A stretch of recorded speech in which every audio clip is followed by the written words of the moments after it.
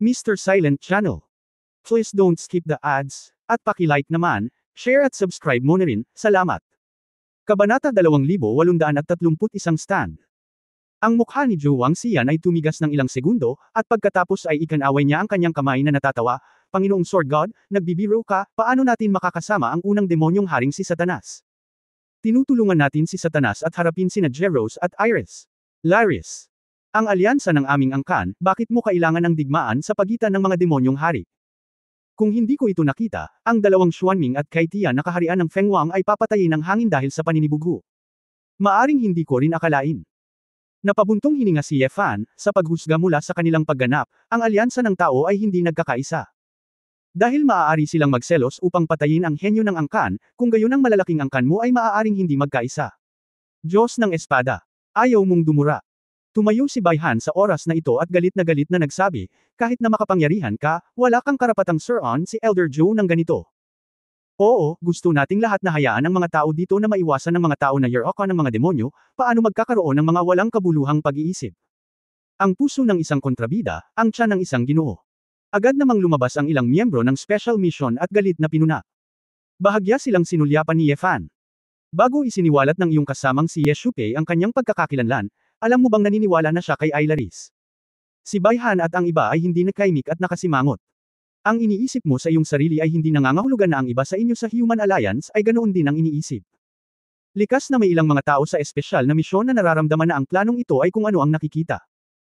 Gayunpaman, ito ay tiyak na dahil maaari mong linlanggan ang iyong sariling mga tao na maaari mong linlanggan ang iba at papaniwalaan ang lahat. To be honest, iilan lang sa inyo, na wala sa top of the clan alliance. Ilang sikreto ang alam mo behind the scenes. Si Baihan at ang iba ay mukhang sobrang pangit. Sa pag-aakalang si Ye Shupei, Julian, Xiao Zhan, at iba pa ay sunod-sunod na naging taksil sa angkan, lahat sila ay nawawalan ng tiwala. Napangiti si Zhou Wangxian ng mas lalo pang nag-aatubili, Lord Sword God, masyado kang nag-iisip. Huwag mong kalimutan, kung gaano ko inaasam ang iyong pagbabalik sa clan. Ang aming alyansa ng angkan ay ang iyong matatag na suporta. Iyan ay mula mismo sa kaibuturan ng iyong puso. Talaga.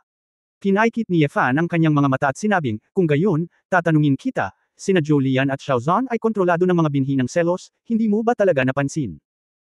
Alam mo Lu Fei may problema sa sigarilyo, ngunit kailangan niyang dalhin siya sa akin, na kinaladkad ito ng napakatagal, para makarating sa flipong drama na ito. Sa unang tingin, parang nag-isheming ka, pero habang iniisip ko iyon. Pakiramdam ko wala kang pakialam. Alam mo bang may problema siya, hindi mo pa rin binabantayang mabuti ang bawat kilos niya. Kahit hindi ka nanunood ng personal, hindi ka ba nagpapadala ng mapagkakatiwalaan mo?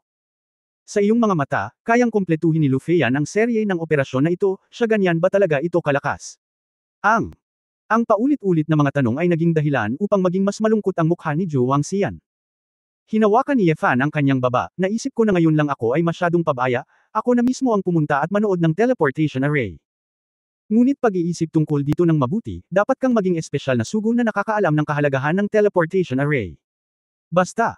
Dahil lagi kong naramdaman na buong puso mong protektahan ang teleportation array, palagi akong nakakaramdam ng kagaanan. Pero alam mo yun.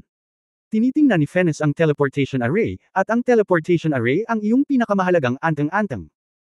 Iniiwan ang kritikal na panahon ng pagtatayo ng hanay ng teleportasyon, pumunta sa akin para kumilos. Tila napatay ni Lu Feiyan ang dalawang ibon gamit ang isang bato, pinigilan ka at ako, at hinayaan ang dalawang lalaking iyon na gawin ito. Sa katunayan, ikaw ang nakipagtulungan sa kanya sa pag-arte, para masira ang teleportation array. Kahit na, hiramin ang espada ng pangalawang haring demonyo na si Jeros para patayin si Feng Buyo, tama ba? Habang sinasabi ko ito, mas nakakatakot ito, Lord Sword God, ano ang pakinabang ng paggawa ko nito? Masyado mong iniisip ang lahat ng ito sa iyong sarili. Nakakapanghinayang sabihin na nagtago ako kay Satanas ng walang anumang batayan o ebidensya. Napabuntong hininga si Zhou Wangxian. Oo, ang susi sa lahat ng ito ay wala talaga akong direktang ebidensya. Nilingan ni Ye Fan ang kanyang ulo at tumingin kay Fennes. Gayunpaman, hiniling sa akin ng pinuno ng Fennes na makipag-ayos at hayaan akong gumawa ng pagtatantya para sa aking sarili. Medyo mas sigurado. Oh, bakit ito sinabi ng Diyos ng Espada? Nakangiting tanong ni Fennes. Naglagay ka ng 3 barkong pandigma sa 3 pangunahing lugar ng pagtitipon ng tao. Iyan ay dahil, alam mo, kung papatayin kita, malamang na hindi ka mabubuhay. Kahit na naruroon ang Delphi na ito, maaari lamang niyang protektahan ang kanyang sarili, hindi kinakailangan na ikaw. Ngunit dapat ay sinuri mo ang aking impormasyon at alam mong hindi kita ipapahiya kung gagamitin mo ang lahat ng sangkatauhan bilang isang bargaining chip. Tama, nahihiya akong sabihin, pero hindi naman sa ganon. Hindi talaga ako nangangahas na tumayo dito at makipag-ayos sa Sword God, sabi ni Fennes. Ito ay isang problema. Ngumiti si Yefan at sinabing, ano ang ginagawa ko? Paninindigan na papatay sa iyo. Ang mga mata ni Fennes ay kumislap ng isang maliwanag na liwanag, at siya ay bumulong, oh.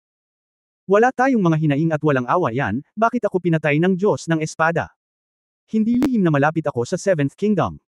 At kung kinakatawan mo ang ikapitong kaharian, kung papatayin kita, ito ay magpapalala lamang sa ikapitong kaharian, hindi ito magiging katumbas ng halaga, at ito ay hindi na kailangan. Bilang isang alyansa ng tao, isang angkan, wala akong dahilan para patayin ka. Kaya, ang tanging posibilidad.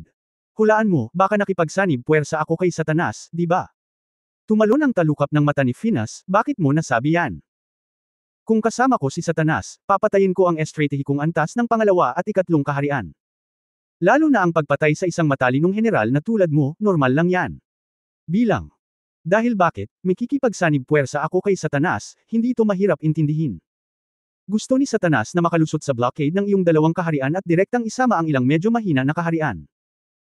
Sa sandaling ang kapangyarihan ng paniniwala nito ay umabot sa punto ng pagdurog sa iba pang malalaking demonyong hari, na may malaking bilang ng mga sundalo at isang malaking bilang ng mga sundalo, ang Devil Emperor ay nasa malapit na. Gayunpaman, ito ngayon ay natigil sa kumunoy. Hinaharang ito ng iyong pangalawa at pangatlong anak, at wala itong tagumpay. Sa makatuwid, napakahalaga rin para kay Satanas na kunin ang lupa. Ang alyansa ng angkan, marahil mayroong panloob na tugon ni Satanas, at ako, maaaring maging panloob na tugon din ni Satanas. Eskrimador sa antas ng imperial, gagawa rin ba ng mga bagay para kay Satanas? Nakangiting tanong ni Delphi. Natural na hindi ito pagsuko kay Satanas, ngunit ang pagtutulungan. Ay posible rin, sabi ni Yefan. Tumanggo si Finas, oo, sa totoo lang, mayroon akong mga hinala sa bagay na ito. Alam ng Sword God, bakit ganito ang iniisip ko? Napabuntong hininga si Yefan, ang ikapitong kaharian ay nangangailangan ng paghinga, at ang bruhang nasa kailaliman ay nangangailangan ng panahon para lumaki. Dapat mong isipin na ang gusto kong gawin ngayon ay hayaan ang Seventh Kingdom na lumipas ng 10,000 taon ng ligtas hanggat maaari. Ang dahilan kung bakit napahiya ang ikapitong kaharian ngayon ay dahil si Satanas, Jeros at Ilaris ay nagtataas sa buong lakas, wala siyang pagkakataong lumaban. Ang ikaapat na anak ay si Belfinger, ang hari ng Catamaran. Siya ay sikat para sa kanyang sariling buhay. Wala siyang kasalanan, at hindi siya sakam. To put it bluntly, napahawak siya sa gitna at hindi ng ahas na gumalaw. Yun. Kung bakit ang ikalimang panganay na si Gerd at ang ika-anim na panganay na si Gretna, ay nakipagsosyo sa pananakot kay Asmodeus. Wala na silang magagawa. Kung hindi nila sasamantalahin ang kasalukuyang sitwasyon para maging matatag, sisirain muna nila ang pamilya ng demonyo sa kailaliman, at sila ay nasa panganib. Ngunit, kung makakalusot si Satanas sa linya ng depensa, iba ito. Sa unang tingi, parang hindi ito maganda para sa Seventh Kingdom, pero totoo nga ba? Kabanata 2832. Umiling si Yefan at nagpatuloy, Jeros at Ilaris, talagang mapapanood ang apoy mula sa kabilang panig, panuurin ang pag-atake ni Satanas at palawakin ang kanilang mga puwersa. Imposible, hindi maiiwasang masangkot sa digmaan ang mga demonyong hari ng iyong dalawang pamilya. Pumunta ka doon. Kapag malapit na ang tatlong bansa, siguradong pinakamabangis ang laban mo. Ang ikaapat na Belfinger ay maaaring hindi papansinin, dahil siya ay naghahanap lamang upang protektahan ang kanyang sarili sa mga bitek. Gerd at Gretne, ngunit hindi madali ang buhay. Dahil kapag ang unang tatlong hari ng demonyo ay lumaban, tiyak na aalisin mo ang mga nakatagong panganib sa likuran. Kung hindi mo lilinisin ang ikalima at ika-anim, paano ka makatitiyak na lalaban sa harap? Tungkol sa ikapitong kaharian, gaano man kalubha ang sitwasyon, hindi ito magiging mas malala kaysa ngayon. Ngayon, napapaligiran tayo ng mga kaaway sa lahat ng panig, at walang sinuman ang makakasama. Minsan, lahat ay nasa digmaan, at ang mga sibat ay nakatutok sa isa't isa, ito ay isang pahinga. Bukod. Ako ay nasa ikapitong kaharian, at ang matandang demonyong si Belial ay lumabas din. Siguro, sa unang tatlong kaharian, mas madali para sa ikaw na ang humarap kay Gerd at Gretne. Sinabi ni Yefan na may damdamin, ito ay mga hula ko lamang. Sa totoo lang, kung may pagkakataon na makilala si Satanas, maaari kong piliin na makipagtulungan dito. Gayunpaman, Kapitan Finas, masyado kang nag-iisip sa pagkakataong ito, at hindi pa ako nakipag-ugnayan kay Satanas. Clap, clap, clap, pumalakpak si Finas at ngumiti, hindi ko inaasahan ang Sword God, naisip ko na ang lahat sa puso ko. Oo, ito ay tiyak dahil sa aking opinyon, ang Seven Kingdoms all involved in the war is the best situation for the Seventh Kingdom. Kaya naman, nagdududa ako kung gusto ng Diyos na espada na makipagsanib puwersa kay Satanas para guluhin ang pool na ito ng tubig. Ngunit dahil ang Diyos ng espada mismo ang umamin na hindi niya kasama si Satanas kaya natural akong maniniwala sa iyo, pagkatapos ng lahat, tinutupad ng emperador ang kanyang salita.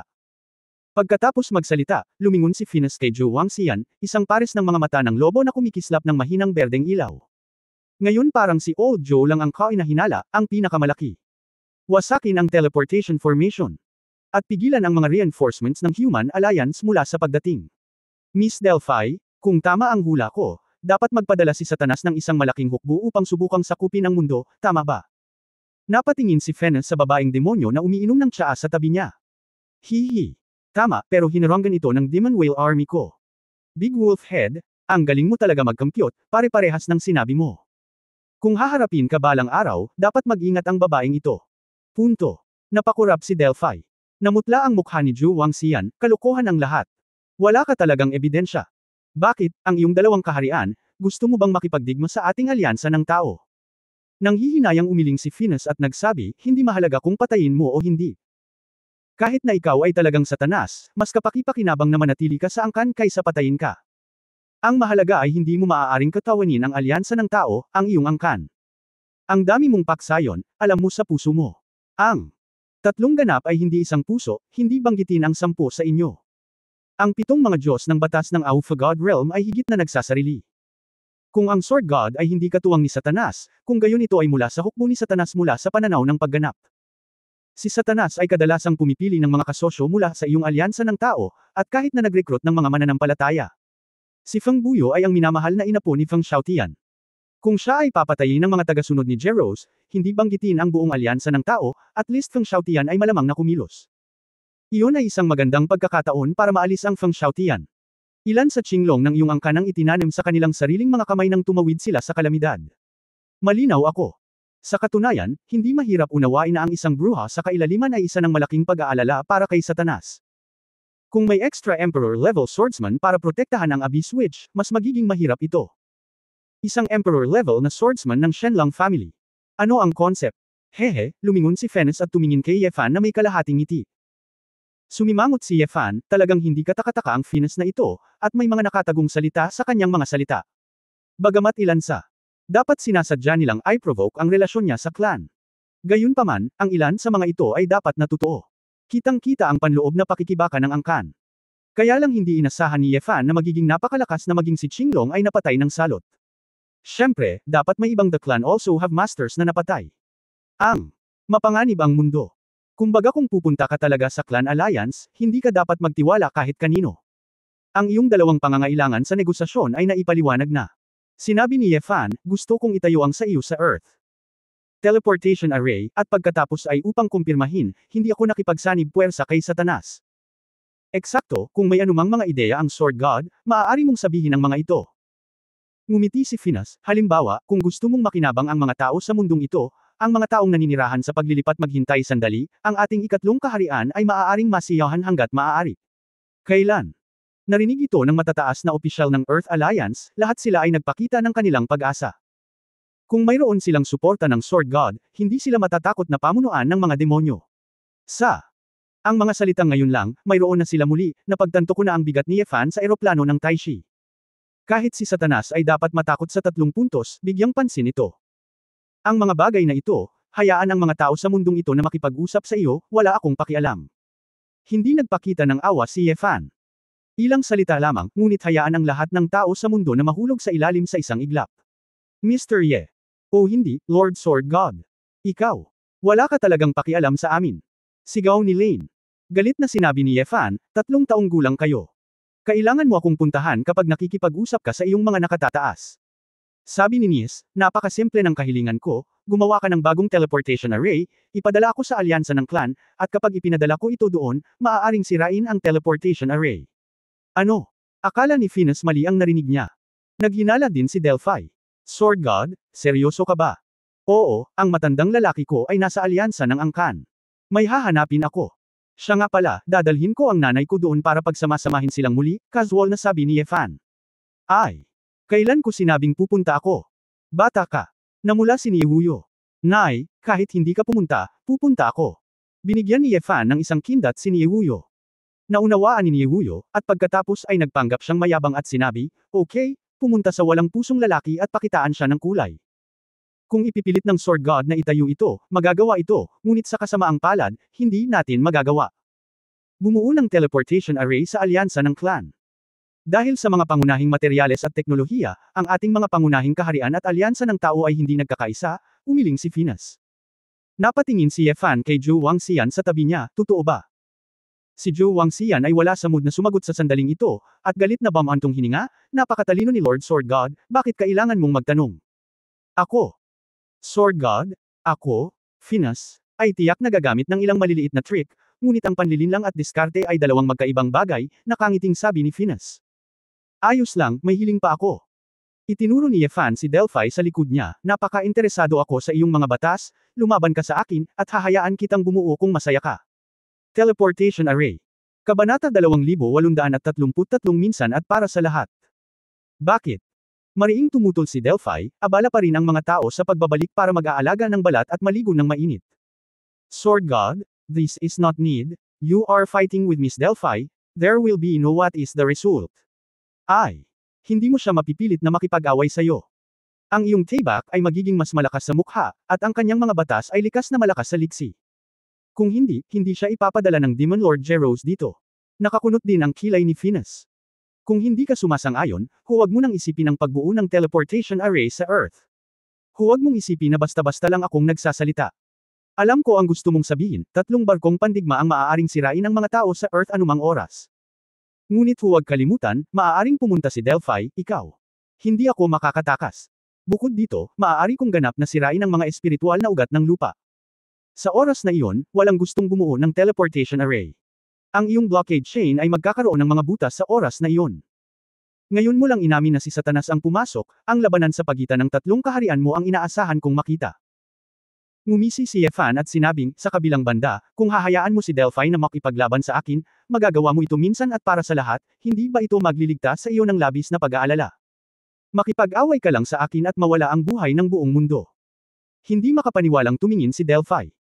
Sword God is joking, as far as I know, you are not such a person, nakangiting sabi ni Venus. Nagkibit balikat si Yefan, marahil hindi ko ito ginawa noon pa. Ngunit, kung isasaalang-alang ang sitwasyon sa ika-7 kaharian, isang maliit na lupa ang katumbas ng sakripisyo. Kumunot ang noo ni Venus. Sa pag-iisip ng mabuti, kung pinipigilan sila ni Yefan sa pagbuo ng teleportation array, ito ay magiging isang tunay na problema. Sa oras na iyon, muling magtitipon ang hukbo ni Satanas. Hanggat ang Demon Whale Army ay nasira, ang karamihan sa mundo ay mahuhuli. Sa oras na iyon, ang pangalawa at pangatlong Demon King blockchain, lahat ng nakaraang pagsisikap ay nawala ng saysay. Paano, gusto mo bang sumugal sa akin? Tingnan kung maglakas loob akong patayin ang lahat ng Demon Wolf Knights mo. Nakangiting sabi ni Yefan. Naningkit ang lobo ni Venus at dumilim ang mukha. Miss Delphi, dahil labis na pinahahalagahan ng Sword God ang iyong lakas, isa rin itong karangalan. And I have to thank you, let's learn from the Sword God, napabuntong hininga si Venus. Maulap ang magandang mukha ni Delphi, at nagngangalit ang kanyang mga ngipin. Hindi ko matiis ang ganitong uri ng pagpapahalaga. General Delphi. Medyo tumaas ang tono ni Venus, at same time niyang sinabi, ito ang pinakamabilis na paraan para malutas ang problema sa kasalukuyan. Huminga ng malalim si Delphi, kumalma, at pilit na ngumiti. Bueno, mahal na Sword God, paano mo gustong makipaglaban? Napangiti si Yefan sa kanyang puso, at sigurado, sumang-ayon ang dalawang general ng demonyo. Pwede namang once and for all ang away, basta normal lang ang utak nilang dalawa, siguradong hindi sila tatanggi. Bagamat hindi komportable si Delphi at napipilitan, hindi niya napigilan. Dahil, kung iginiit ni Yefan na pigilan sila sa pagbuo ng teleportation array, ang mga kahihinat na nakailangan nilang pasanin ay daan-daang beses na mas seryoso kaysa sa talakayang ito. Napakasimple, basta hindi ka papatay ng tao, pwede mong laruin ang kahit anong gusto mo. Ang pangunahing bagay ay upang matuto mula sa bawat isa, upang maaari kang tumuon sa mga kasanayan at mas kaunti sa paglilinang. Kung hindi, kung ikaw at ako ay gagawa ng todo, natatakot ako na bago mo itayo ang teleportation array, ang planetang ito ay masisira. Sayang, little sister, my laws, I'm afraid I can't break your emperor-level sword intent. Kung umiiwas lang ako ng bulag, huwag mo akong sisihin, Delphi said. Pwede kang magtago, basta huwag kang magtatago ng malayo agad. Kung hindi, Ang nasayang na oras ay ang oras na ginugol mo sa pagbuo ng teleportation array, nakangiting sabi ni Yefan. Bumantong hininga si Delphi, gusto niyang direktang mag-teleport mula sa isang bahagi ng mundo patungo sa kabilang dulo, at hayaan si Yefan lumipad sa paligid. Sa unang tingin, maaari lang talaga itong nasa fixed range, kung hindi, patuloy na sinasabi ni Yefan na hindi kasiya siya ang laban, hindi ba magtatagal. Boom! Ang tubig dagat sa lahat ng direksyon ng isla, may mga pagsabog ng kumukulong tunog. Hindi mabilang na mga bula, agos ng tubig, eddies, swirls, sumibol saan man sa tubig dagat. Ang isang presyon ng bukas na mundo ay inilabas mula sa Delphi. Pwede ba? Tanong ni Delphi. Walang problema, diretsyong naghiwalay si Yefan mula sa ika-4 na antas at napunta sa unang antas. Sa katunayan, kahit na ang unang antas ay nagkawatak-watek, ang antas ng paglilinang ni Yefan ay nalampasan na ang unang antas. Kaya ito ay walang palya. Bagamat mukhang hindi interesado si Delphi, kung aagawin siya ng babaeng ito at biglang palakasin ang kanyang cultivation, posibleng masugitan ng husto si Yefan. Ayaw ni Yefan na maging pabaya. Nawala ang Jingzhou. Lahat ng tao sa paligid, maliban kina Zhuang Xian at Fenas, ay umatras. Bagamat gustong makita ng matataas na antas ng mga tao sa daigdig ang showdown ng malalakas, buhay pa rin nila ang nakataya. Brother Sword God, so welcome ba ako? Agad na naging likido ang Delphi at naging transparent. Sa parehong oras, naramdaman ni Yefan na ang tubig sa kanyang katawan ay galit na sinusubukang sumangga. Nagmamadaling ginamit ni Yefan ang kanyang Dragon Soul para palakasin ang kanyang espiritual na depensa at hinarangan ang tubig sa kanyang katawan. Ang pagkawala ng ang itim gintong apoy ay nag-alab sa kanyang mga mata, at lahat ng bagay sa paligid niya ay nagsimulang mag-transform sa isang enerhiya na anyo.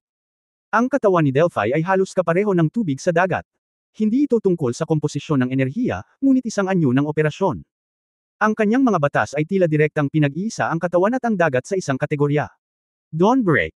Sinubukan ni Yefan na sumulong ng mabilis, at naglaslas siya ng espada. Kahit na ito ay isang kompetisyon, si Yefan ay seryoso ring nakikipaglaban. Kung hindi, imposibleng pilitin ang Delphi na umiwas. Sa sandaling kumilos ang espada ni Yefan, nagbago ang katawan ni Delphi. Nag-flash ang sword intent. Isang masa ng tubig dagat ang napunit. Sa isang iglap, lumitaw si Delphi sa karagatan. Maglipat. Sa sandaling iyon, pinalitan niya ang sarili ng tubig dagat. Sobrang bilis, wala akong nakuhanan na detalye. Napabuntong hininga si Yefan sa kanyang puso, ngunit hindi nasaran ng loob. Ang lahat ng ito ay nasa loob ng kanyang inaasahan. Ang ilang mga batas sa eroplano ay simple at madaling maunawaan, habang ang iba ay napakasalimuot. Halimbawa, ang batas ng mga Phantom ni Grandet ay medyo madaling makabisado. Dahil karamihan sa mga susi ng batas ay nakadikit sa multo. Ngunit tulad ni Fafner at Belial, mahirap para sa Yefan na makita ito. Ang ilan ay panandaliang bagay, ang ilan ay maraming pandaraya, at ang mga batas mismo ay nagdadala rin ng maraming pagbabago. Tulad ng para sa Qinglong, na nauugnay sa dugo, ito ay mas komplikado. Maaaring gamitin ni Yefan ang walang kapantay na panuntunan para pilitin itong baliwalain. Ngunit ang pagnanais na matuto ay ibang bagay. Panandaliang bagay din ang paglipat ng likido ni Delphi sa kanyang harapan. Kapag nakumpleto na ang paglilipat, walang mga bakas na mahahanap. Kailangan ni Yefan ng mas maraming oras at mas maraming obserbasyon. Ang mga kaisipang ito ay sumagi lamang sa isip ni Yefan. Halika ulit. Sa ilalim ng kaunti sa paanan ni Yefan, ang figure ay mabilis na tumawid patungo sa dagat. Libu-libong lumilipad na espada ang nagpasiklab ng itim na gintong apoy at sumabog sa dagat sa ibaba. Sa ilalim ng dagat, nawala ang hininga ni Delphi. Langit. Si Yefan ay tumangala ng may pagtataka, at nakita ang isang ulap ng purong likido na lumitaw sa langit sa hindi malamang oras. Ang taong ito ay talagang naglipat ng milyon-milyong toneladang tubig dagat sa kalangitan, na bumubuo ng isang lawas sa kalangitan. Kasabay nito, ginamit din niya ito para direktang lumipat sa langit. Ang lumilipad na espada ni Yefan ay kumikislap sa hangin. Ang mga mata ni Delphi ay asul, at siya ay direktang nag-counter-attack. Pista ng Sea Dragon Emperor. Ang Sky Lake ay naging daan-daang mabangis na dragon ng tubig, umaatungal patungo kay Yefan. Tatayo na sana si Yefan, ngunit nalaman niyang mali ito. Sa isang iglap, hindi pinansin ng mga water dragon na ito ang spatial na distansya at lumipat sa harap ni Yefan. Oo. Ang taong ito ay gumagamit ng likido at hindi pinapansin ang distansya. Ito ay katumbas ng kanyang pag-atake, na walang ballistic sa lahat ng direktang hit. Boom! Naramdaman ni Yefan na nasa ilalim siya ng daan-daang super high-pressure water gun, at ang kanyang katawan ay itinulak sa malalim na dagat. Sa kabutihang palad, ang layunin ng espada ni Yefan ay makatiis sa nakamamatay na puwersang ito. Matapos patatagin ang kanyang anyo, sa malalim na dagat, ibinuka ni Yefan ang mga pakpak ng espadang kaliskis ng dragon at direktang iniwasan ang pag-atake ng water dragon. Sa sandaling lumipad siya palabas ng dagat, nakita ni Yefan na tinatakpan ng langit ang araw, at ito ay isa pang magic dragon na nabuo ng daan-daang tubig dagat. Lord Sword God, lumangoy tayo. Haha! Umalangaw-ngaw sa tenga ni Yefan ang panunuya ni Delphi. Bago pa niya ito maisip, itinulak na naman siya sa malalim na dagat. Damn it! Direktang inilihis ng babaeng ito ang water dragon sa kanyang linya ng pagkilos. Ito ay katumbas ng pagsasabi na kung ang bilis ay hindi kasing bilis ng kanyang paglipat ng likido, ito ay palaging magiging isang passive beating sitwasyon. Itong si Jeros, no wonder na naniniwala siya sa Delphi. Ang batas na ito ay lalong nakakatakot sa aktwal na labanan. Noong una, akala ko lang ay teleportation escape, na mas maliksi. Ngunit kapag pinagsama ang likido at ang makapangyarihang cultivation base ng Delphi, mas malakas ang frontal na labanan. Sa mga water dragon na ito, tanging ang kapangyarihan ng demonyo ng unang layer ng kaitian ang pinagsama. Kung lalabas ang Delphi, natatakot ako na ang pangkalahatang estratehikong antas ay maaaring pumili ng ilan sa isang pagkakataon. Ang higit na walang magawa ay ang ganitong uri ng batas ay halos walang talo. Kahit na gumamit si Yefan ng ganap na kapangyarihan para durugan si Delphi. Maaari pa rin siyang lumipat sa pamamagitan ng likido upang maiwasan si Yefan. Kahit na gumamit si Yefan ng ganap na kapangyarihan para durugan si Delphi. Maaari pa rin siyang lumipat sa pamamagitan ng likido upang maiwasan si Yefan. Maliban kung masyadong mabilis ang sarili niyang espada para makapag-react siya. Ngunit tinatansya ni Yefan na kahit na pumasok siya sa Selfless Sword Realm, hindi niya ito magagawa ng ganoon kabilis. I'm afraid, you will really master Wujan, or you reach the 7 Tribulations Asher Dragon and master the power of Space Law. Alinman sa katawa-tawang mabilis, o ikulong at guluhin ang espasyo. The current self, facing Delphi, if the other party really want to run away, wala talaga siyang kinalaman dito. Gayunpaman, walang ideya si Yefan na manalo laban sa Delphi. Ang gusto lang niya ay patuloy na panuurin ang mga paggalaw ni Delphi. Kung ito ay liquid transfer, o bulk at liquid displacement transfer. Hindi na makapaghintay si Yefan na masayang maglaro si Delphi, kaya mas makapagtrabaho pa siya. Kung siya ay lumaban ng masyadong mabangis at ginawang kabahan at takot si Delphi, ito ay makakasama sa kanyang sarili. Muling lumabas si Yefan sa dagat, at sunod-sunod na ikanaway ang ilang baga ng Yanmie, pinutol ang water dragon. Don Chenxing. Inihagis ni Yefan ang kanyang espada sa hangin, simbolikong lumalaban. Isang itim na gintong kometa ang tumusok sa kalangitan. Sa parehong antas ng enerhiya, hindi napigilan ni Delphi ang pag-atake ni Yefan. Natural, maaari lang siyang pumili ng liquid transfer, iniiwasan ang espada ni Yefan. Brother Sword God, sayang naman at napalampas mo na naman. Masayang tumawa si Delphi, at ang pakiramdam na ito ng panunukso sa Diyos ng espada ay nagpasaya sa kanya. Hanggat hindi siya desperado, maaari niyang ganap na laruin ang Diyos ng espada sa pagitan ng kanyang mga palad. Nagpakita ng depresyon at inis si Yefan, dam. Ito, lihim siyang natawa sa kanyang puso.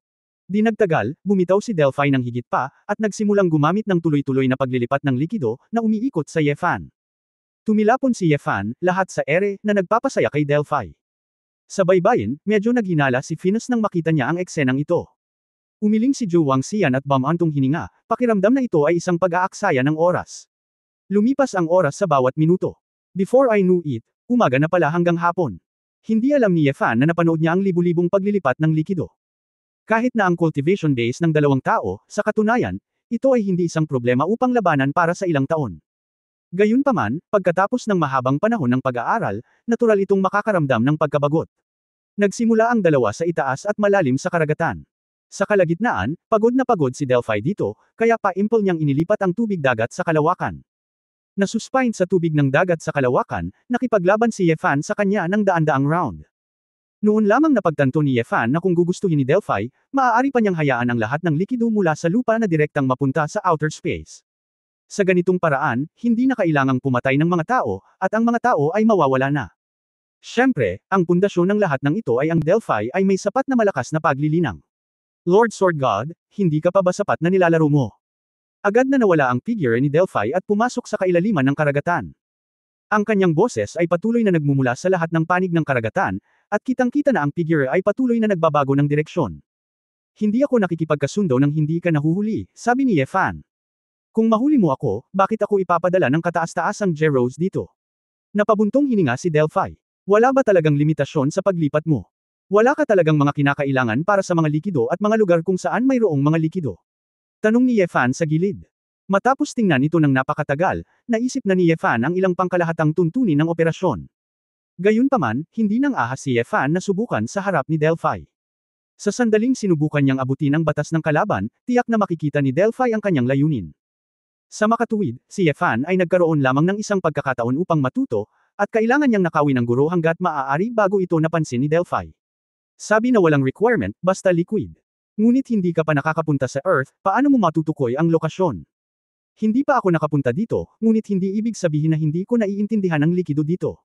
Liquid. Naiintindihan. Kinaikit ni Yefan ang kanyang mga mata. Maaaring ito ay. Lumiwanag ang mga mata ni Yefan, maaaring ang iyong panuntunan ay gawin ang iyong sarili bilang panuntunan. Hindi alam ni Yefan kung tama siya. Ito ay isang kahulugan na mahirap ilagay sa mga salita. Sa pananaw ni Yefan, malaki ang posibilidad na si Delphi mismo ay, wala, noong siya ay nagsagawa ng liquid transfer. Hanggat ang buong eroplano ng Tebe ay likido, ang batas ng paglipat ng likido ay itinatag.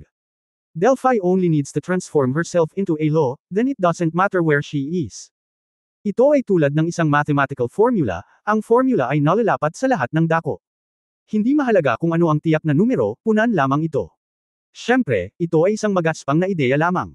Ang iba't ibang masalimuot na detalye sa loob ay hindi maaaring ipahayag sa pamamagitan ng simpleng wika. Pinanood ito ni Yefan ng 10,000 beses, ngunit nakakuha lamang ng malinaw na balangkas. Sword God. Interesado ka lang ba talaga sa mga batas ko? Natahimik sandali si Delphi, tapos biglang nag-alinlangan na nagtanong. Bumilis ang tibok ng puso ni Yefan. Oo naman, basta tumawid ka ng kaunti, magiging alerto ang kabilang partido. Si Delphi ay mukhang isang spoiled na panganay na babae, ngunit siya ang commander ng isang hukbo, isang sinaunang demonyo kung tutuusin. Ang maraming bagay, hindi nito sinasabi, ay hindi nangangahulugan na wala itong ilalim.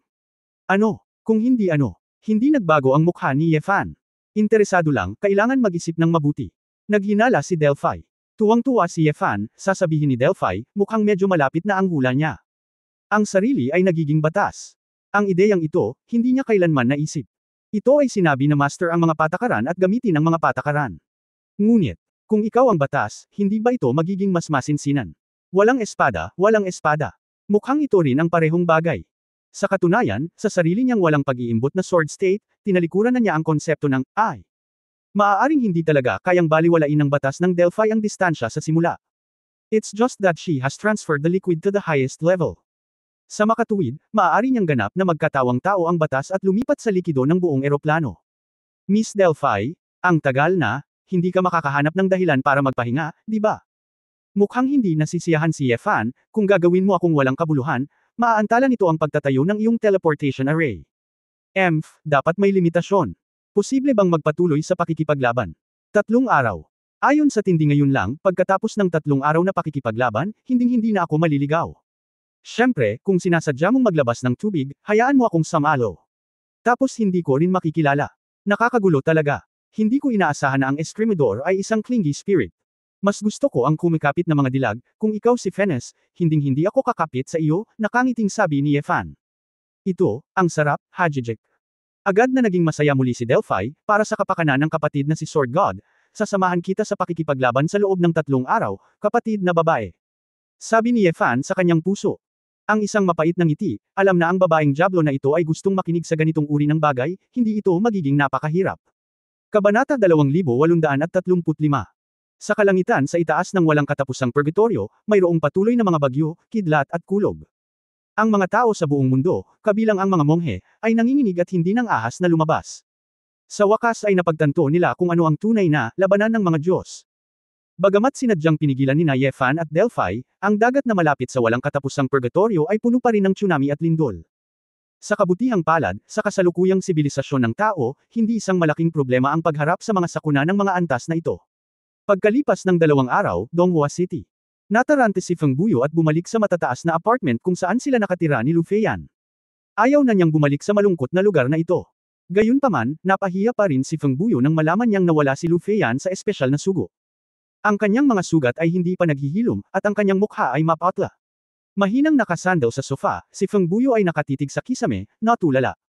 Sa kanyang harapan, tila may figure ni Lu Feiyan, nakangiti sa kanya at tinatawag ang kanyang pangalan. Anong problema ko? Bakit ako bumalik? Naaawa ako sa kanya, worth it ba? Feng Buyo, huwag kang tanga, ginagamit ka lang niya. Tanong niya sa sarili. Isa-isa, hinahayaan ang Feng Buyo heart na parang kutsilyo. Ding dong. Tumunog ang doorbell. Nagising si Feng Buyo at naglakad papunta sa pinto na may pagdududa. Buksan ang pinto, ito ay ang messenger ng drone. Mr. Fangbuyo, mangyaring lagdaan ito, sabi ng boses ng drone. Sino ang nagpadala nito sa akin? Anonymous, na subok, letterhead na walang panganib.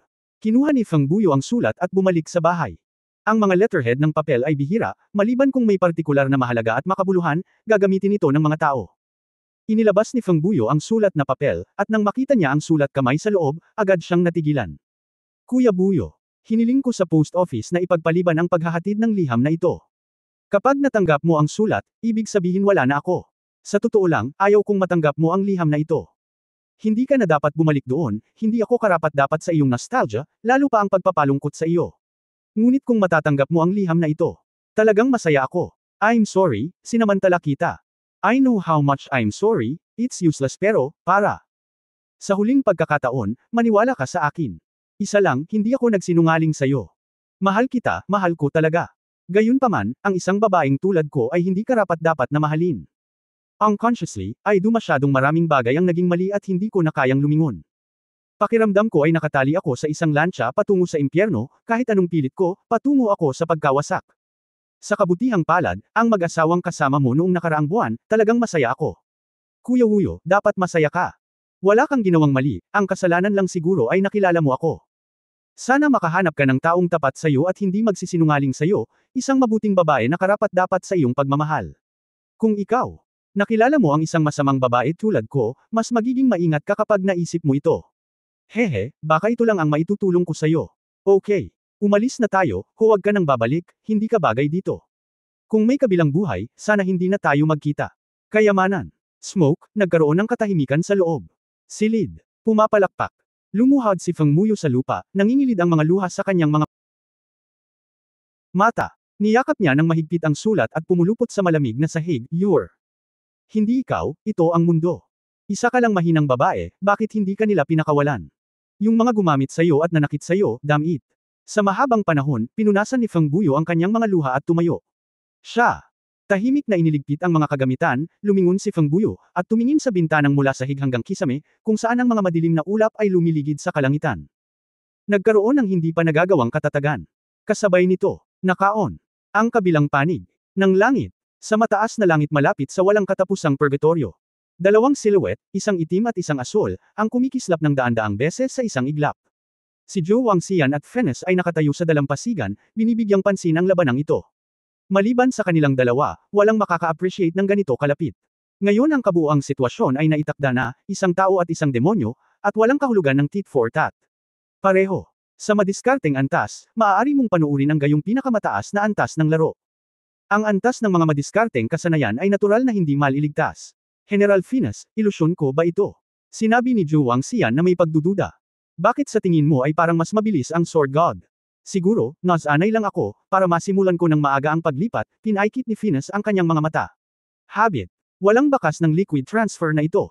Paano masanay? Siya ay isang Diyos ng espada, kaya natural na mayroon siyang sariling kakaiba.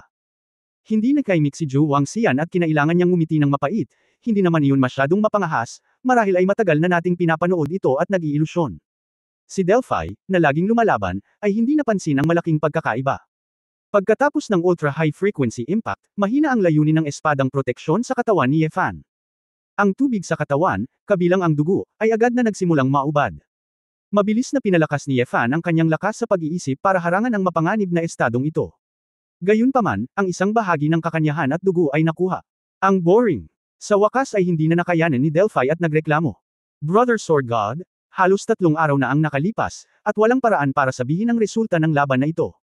Kung gumalaw ka ng kaunti, dapat mong agad na sugpuin ang cultivation base, na napaka-boring. Kalokohan, sabi ni Yefan, inilipat mo ang aking dugo, maaari bang ikaw ang nagpagawa sa akin? Ngunit ang mga tao ay talagang pagod dito. Inilibot ni Delphi ang kanyang mga mata. Binuod ito ni Yefan sa kanyang puso at nakangiting sinabi, iyon na nga, huminto ka rito. Nang marinig ito ni Delphi, bigla siyang nabuhayan ng loob. Isang paglipat ang dumating sa baybayin at kumaway sa Fennes. Malaking ulo ng lobo, tapos na ang aking misyon, ipauubaya ko sa iyo ang susunod. Nagsumikap si Miss Delphi, tumanggaw si Fennes at magalang na sinabi. Mahirap talaga, bumalik ka at kamustahin si Sister Shelly para sa akin, at hilingin ko sa kanya na gumawa ng ice and snow mask kapag may oras ako. Bago matapos magsalita si Delphi, ang kanyang anyo ay naging isang pool ng likido at dirdiretsong lumayo. Inalis ni Yefan ang kanyang espada, lumakad palapit, at nagtatakang nagtanong, sino si Shelly? Ang opisyal ng affairs ng kanyang Royal Highness, ang Snow Witch, ay isang matalik na kaibigan ni Miss Delphi, sabi ni Phineas. Medyo kakaiba ang tunog ni Yefan, paano naman ang mga matandang bruhang ito at girlfriend? Parang nagulat si Lord Sword God. Kung pag-uusapan, nagkita na rin si Lord Sword God at ang Magic Dragon ng Fifth Kingdom na si Fafnir. Sina Fafnir, Delphi at Shelly ay napakalapit na magkaibigan din. Phineas Road. Ang pangalawa at pangatlong kaharian ay magkakalapit, at ang babaeng dragon ng ikalimang kaharian ay ang kanilang matalik na kaibigan din. Hindi ka panipaniwala ang pakiramdam ni Yefan. Bagaman may patuloy na digmaan sa pagitan ng pitong kaharian, ang Tianmo Festival, na ginaganap tuwing 100,000 taon ay isang engranding kaganapan para sa buong angkan ng demonyo. Ang demonyo. Ang mga hari ng pitong kaharian at ang mga estratehikong antas ng demonyong general ay sasamba sa Tianmo, na tayo ang unang pinuno ng lahi ng demonyo. Ibig sabihin, sa Tianmo Festival, naging pamilyar silang magkasintahan at napanatili ang mga kontak ng pribado. Halimbawa, ang huling general, sa katunayan, ay may magandang relasyon kay General Sazam ng ikapitong kaharian, nakangisi si Phineas. Kabanata 2836 na Bagong Mundo. Mayroon pa kayong malaking party ng mga demonyo. Hindi inaasahang sinabi ni Yefan. Natural, may mga Diyos, angkan, at kanilang sariling mga seremonya. Mayroong kahit na mga tala sa kasaysayan na ang Panginoon ng Hongmeng ay nagpahayag ng mga himala sa mga seremonya. Biglang naalala ni Yefan na parang sinabi ni Gretna na nasaksihan nito ang milagrong pinangungunahan ni Hongmeng. Pwede bang? Nasa Demon Festival ba ito? Mukhang kayong mga estratehikong general ng demonyo, habang ang bawat isa sa inyo ay inyong mga Panginoon, ay mga matandang kakilala rin ng pribado.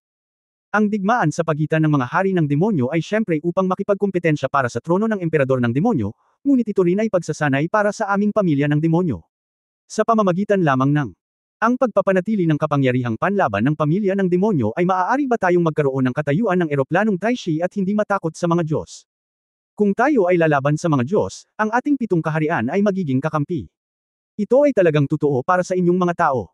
Kaya hindi madali para sa sinumang gustong i-annex ang isang tao, nakangiting sabi ni Phineas. Tumango si Yefan. Sa katunayan, lahat ng lahi ay may ganitong mga problema, kaya hindi ito nakakagulat. Lord Sword God, dahil nasiyahan ka na, kung gayon opisyal na akong magpapadala ng isang tao upang bumuo ng teleportation array. Walang problema. Si Yefan ay sabik na magsagawa ng batas, paano pa niya maiisip ang tungkol sa teleportation array? Nasa tabi niya si Zhu Wangxian at gustong ipaglaban ito. Lord Sword God. Siyempre pumayag ka na si Ailaris ay gumawa ng teleportation array. Ngunit maaari rin tayong bumuo ng bago sa walang katapusang purgatorio. Hindi ka ba pupunta sa Clan Alliance? Kaya natin, naghihintay. Zhou Wangxian pagkatapos magsalita, direktang itinaas ni Yefan ang kanyang kamay para sa mabad.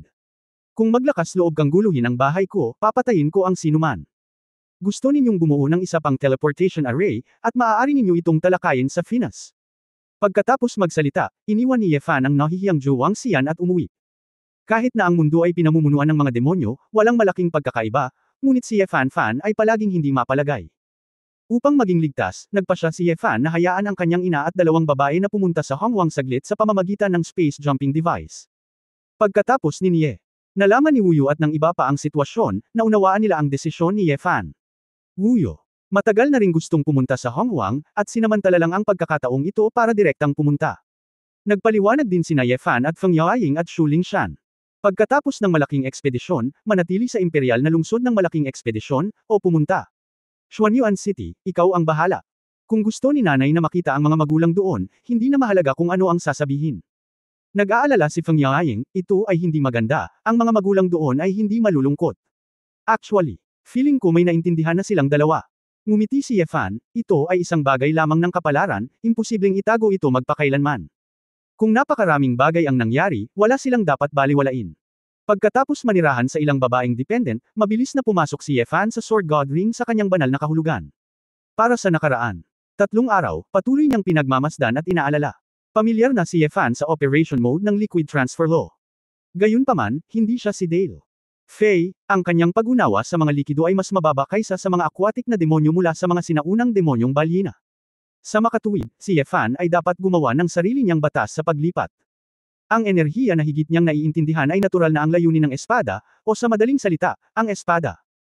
Ang bundok ay parang tubig, at maging ang matibay na layunin ng espada na sa wakas ay nakabisado niya. Kahit na ang pag-unawa ni Yefan sa mga espada ay hindi kasing husay ng pagkaunawa ni Delphi sa mga likido, dapat ito ang pinakamalapit. Magaling din pagsamahin ang espada. Kung wala kang espada sa iyong kamay, maaari kang magkaroon ng espada sa iyong puso. Ay hindi sapat. Isinama daw ito sa espada. To put it bluntly, may sarili pa itong concept. Sa mapanglo na mundo ng Sword God Ring, si Yefan ay nalubog sa kanyang sariling mga pananaw. Para kay Yefan, wala na ang oras at espasyo sa oras na ito. Sa kanyang kamalayan, mayroon lamang ang pag-decipher ng batas, at ang patuloy at malalim na pag-unawa. Feeling, para mahanap yung feeling na yun. Hindi masabi, hindi masasabi. Ngunit kapag nahanap mo na ang tama at ipinasok mo ang pakiramdam na iyon, maaari mong tunay na makabisado ito. Kung wala ako, walang espada. Kapag ang sarili at ang espada ay wala. Sa katunayan, ito ay tunay na naging isang espada. Hindi ko alam ang tunay na mukha ng Mount Luo, dahil lang ako sa bundok na ito. Sa unang sulyap, ito ay isang medyo mababang antas. Ang pag-unawa sa mga bagay na may layunin ay hindi kumpleto, kaya imposibleng makilala ang kakanyahan ng mga bagay. Pero, iba ang isipin. Kung nakalimutan mo ang layunin na pag-iral, gagamit ka ng puro subjective na pag-iisip upang tingnan ang iyong posisyon. Pagkatapos, ang nakikita mo ay ang buong mundo. Ako ang lahat. Ang espada ay ang mundo. Dita. Parang isang patak ng inspirational essence ang bumagsak sa dagat ng kamalayan ni Yefan, ito ay tumulo ng mga gintong alon. Biglang bumukas ang mga mata ni Yefan. Nahawakan ang pakiramdam ng sandaling ito, ang kamalayan ni Yefan ay tila nagbukas ng bagong pares ng mga mata. Isang walang uliran na pananaw, isang hindi pa nagagawang mundo, ang bumungad sa kanyang harapan. Sa mundong ito, walang iba kundi mga espada. Kahit anong hugis, anong anyo, anong kulay. Alam ni Yefan na ang mga espada ay pawang mga espada. Hindi ko alam kung gaano ito kalayo, o kung saan ito. Alam lang niya na ang kanyang pares ng Sword Heart Eyes, sa abot ng kanyang nakikita, ay nalampasan na ang lupa. Sa kabila ng galaxy, hindi ko alam kung ilang light years na ang nakita ko. Huwag. Upang maging tumpak, kung anong distansya, anong espasyo, at oras ang wala na. Dahil, dito, ang espada ay nag-iisa. Ito ay isang walang uliran na visual at espiritual na pagkabigla. Hindi ito may isip ng hubad na mata, ni maihahambing ito sa banal na kamalayan. Kahit na hindi ganito ang nararamdaman ni Yefan, hindi siya maniniwala na may isang tao na maaaring magkaroon ng pangitain na tinatanaw ang universo. Sa sandaling ito, naramdaman ni Yefan isang bakas ng lumikha. Marahil, iyong mga master na lumikha ng mga eroplano, lumikha ng mga mundo, at lumikha ng buhay. Ang kanilang mga mata, ito ang uri ng pangitain. Ito. Tila na hanggat ginagalaw mo ang iyong mga daliri, maaari mong ilipat ang isang kalawakan, at maaari mong baligtarin ang isang space-time. Pero, bakit naman? Biglang naramdaman ni Yefan na mabigat ang kanyang ulo. Dumidilim na ang mga mata, at tila nagsisimulang kumain ng utak. Paano kaya ito? Kaunting panahon lang ang lumipas, may malaking agwat kaya sa pagitan ng kanyang espiritual na kapangyarihan at Delphi.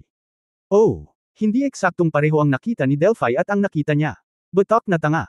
Paano magkakapareho ang nakikita niya sa nakikita mo? Basta, para sa iyo, masyado pang maaga. Isang malabo, ethereal na boses ang biglang pumasok sa isip ni Yeye Sale. WHO. Matalim na itinaas ni Yefan ang kanyang ulo, nagbago ang eksena sa kanyang harapan, at humiwalay siya sa pangitain na ikinagulat ng kanyang kaluluwa. Sa ilalim ng malawak na kulay abo na kalangitan, lumiwanag ang misteryosong bundok sa loob ng Sword God's Ring. Isang dampi ng puting liwanag. Tuktok ng bundok na ito ng espada. Isang tao. Ito ang huling naisip ni Yefan. Sa susunod na sandali, hindi na napigilan ni Yefan, nagdilim ang kanyang mga mata at nawalan siya ng malay. Kabanata 2837 Idealismo. Nang magising si Yefan, talagang nakahiga siya doon ng 3 araw at 3 gabi. Sa kabutihang palad, ito ay nasa walang katapusang purgatorio, na may basbas ng dakilang pormasayon, kung hindi ay nakakaawa ang 3 araw na ito. Nakaramdam pa rin ng kaunting sakit ng ulo si Yefan at hinawakan ang kanyang noo. Ano ang sitwasyon? Matapos pag-isipang mabuti, naalala niya ang liwanag sa bundok ng espada at ang ethereal na boses. Muli siyang pumasok sa Sword God Ring at sinubukang umakyat sa bundok, ngunit hindi siya makabangon. Umakyat na siya ng hindi malamang halaga kumpara noong una siyang pumasok sa ring. Pagtingin sa ibaba, kulay abo na. Ang malawak na lupain ay nasa ilalim ng paa. Gayunpaman, hanggat tumingala ka, hindi pa rin maaabot ang tuktok. Masyado pang maaga. Si Yefan ay tumawa ng mapait sa kanyang sarili. Ang bilis lang ng mental power consumption, sinong makakatagal? Muntik ko nang matuyo ang utak ko. Mukhang ang cultivation base, bloodline, sword intent, lahat ay kailangang mahuli. Talagang malakas walang pagkukulang. Umiling si Yefan, walang pusong isipin ang mga ito. Gaya ng sinabi ng boses, humakbang siya kaagad. Marahil ang batas na ito ng paglipat ng likido ay hindi nangangailangan ng ganoong mataas na anggulo sa pagtingin. Dapat kang tumuon sa sword intent mismo. Mula sa isang microscopikong pananaw, tumuon sa isang tiyak na posisyon, isang tiyak na punto. Ang paglalagay ng buong universo sa aking isipan ng sabay-sabay ay talagang ganap na hindi kailangan. Ngunit, kung hindi mo napapansin ang buong universo, paano mo matutukoy kung saan ka pupunta? Nag-isip sandali si Yefan. Kaagad sa mentalidad ng pagsubok, pinakawalan ni Yefan si Shangshan Rou Shui. Ang layunin ng Black Gold Liquid Sword ay bumuo ng isang malaking lawa. Subukan muna natin. Ayon sa panuntunan sa paglipat, inilipat ni Yefan ang likido sa Sword Intent Transfer. Sa isang iglap, sa isip ni Yefan, isang misteryosong pakiramdam ang nauugnay sa lokasyon ng isang tiyak na layunin ng espada. Ang maselang koneksyon na ito ay hindi malinaw at hindi malinaw. Maglipat. Nagbago ang eksena bago si Yefan. Hey! Hindi napigilan ni Yefan ang matawa. Ito ay isang kamanghamanghang pakiramdam. Alam niya na siya ay nagkakagulo, pagkatapos ng lahat, ito ay ilang daang metro lamang ang layo, at siya ay gumalaw sa kanyang likidong espada. Pero, kung tutusin, nag-teleport siya. Mukhang kailangan ng oras para masanay, maging bihasa, maging bihasa. Ang paglipat na ito ay hindi lamang tungkol sa pagtalikod. Sa aktwal na labanan, ang Delphi ay hindi lamang patuloy na naglilipat sa napakabilis na bilis, ngunit inililipat din ang mismong likido ng direkta sa ibang mga lugar. Kung gusto niya, madali niyang mailipat kahit ang likido ng buong planeta sa kalawakan. Bukod dito, lahat ng kanyang mga operasyon ay tumpak at nababaluktot. Kung kontrolado ni Yefan ang layunin ng espada, maaari siyang maging tumpak. Gayunpaman, upang ilipat ang layunin ng espada ng sabay-sabay, at upang kontrolin ito ng tuloy-tuloy at tumpak, ito ay dalawang magkaibang bagay. Ang pagtawag mula sa sarili at sword intent, ang koneksyon ay nabuo ng sarili, na medyo madali. Gayunpaman, ang paglipat ng layunin ng espada mula sa manipis na hangin ay isa pang mas mataas at mas komplikadong batas. Ito ay katumbas ng paglilipat ng espasyo mula sa malayo. Bagamat kabisado na ni Yefan ang mga pangunahing prinsipyo ng batas, ang paggaya dito ay lubhang komplikado. Sa kabutihang palad, hindi inaasahan ni Yefan ang kanyang sarili na magagawa ang biglaang ginawa ni Delphi. Kinailangan ng mga tao ng daan-daang libong taon, o kahit milyon-milyong taon, upang makarating sa puntong ito. Isa akong halfway monghe, half assistant, at maaari kong ipadala muna ang sarili ko sa alyansa ng angkan. Kaagad pagkatapos, si Yefan ay gumawa ng 12-dosenang pangpaglipat. Matapos masanay sa layunin ng likidong espada, sinimulan ni Yefan ang pangunahing kaganapan, pinalitan at inilipat ng espada. Sa panig ng alyansa ng clan, imposibleng magkaroon ng kanyang sword intent, at masyadong hindi matatag na umasa sa sword intent ng ibang tao na lumipat. Sa makatuwid, ang direktang pagpapalit ng espada ay magiging mas matatag at direkta. Hindi alam ni Yefan kung ito ay dahil mayroon siyang emperor level na sword intent, kaya mayroon siyang espesyal na pakiramdam para sa lahat ng mga espada.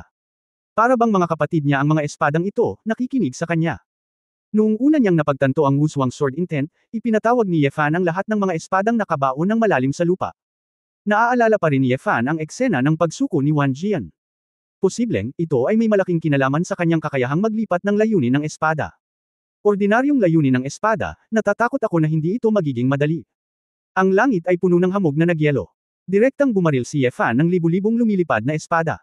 Sa isang iglap, ang mga lumilipad na espada na ito ay nakakalat at nakabitin sa kalangitan.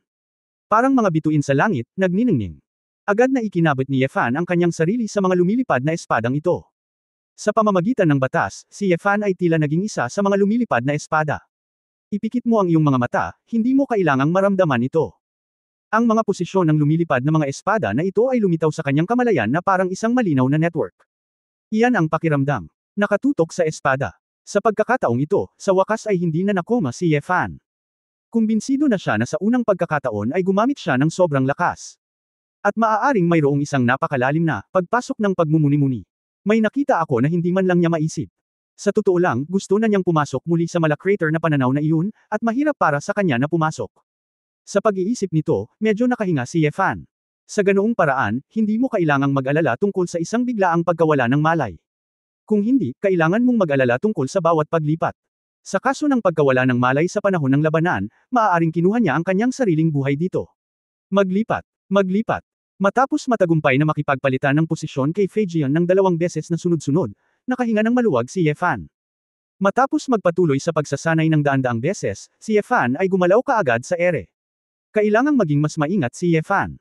Kung hindi siya pamilyar sa panuntunang ito, kung ipinadala niya siya sa isang kakaibang lugar, ito ay magiging isang malaking problema. Matapos maramdaman na walang problema, nagsimulang subukan ni Yefan na lumipat sa malayong lugar. Sa pamamagitan ng batas, direktang konektado si Yefan sa ilang mga espada na matatagpuan sa Donghua Alliance. Hindi mapalagay sa aking puso, isang paglipat. Lahat ng klase ng armas ay nasa harapan niya. Nalaman ni Yefan na pumasok siya sa isang armory sa isang sekta.